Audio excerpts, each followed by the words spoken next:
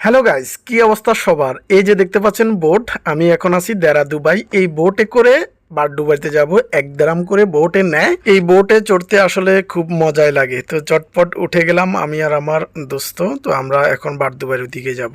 আমরা বোটে উঠে গেছি।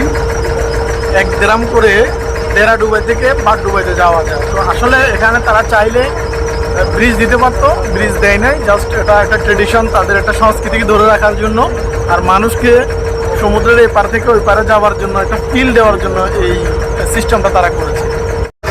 ড্রাইভার ভাই চালু করে দিয়েছে।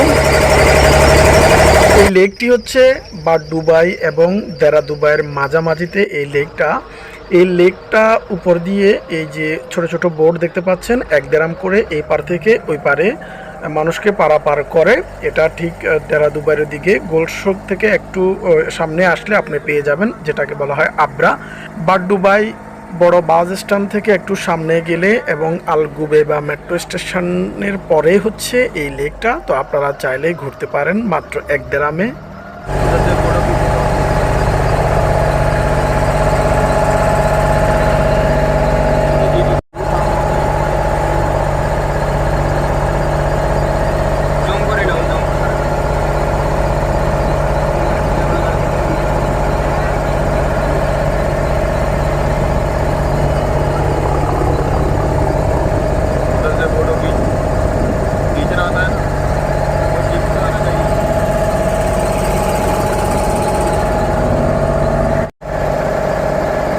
মন্দির নাই এখন না, মন্দির নাই মনে হয় না, মন্দির ভাঙি ফেলছে তো এবার থেকে আমরা এপারে চলে আসছি। যে ঘাট, এটা হচ্ছে বোর্ডের ঘাট।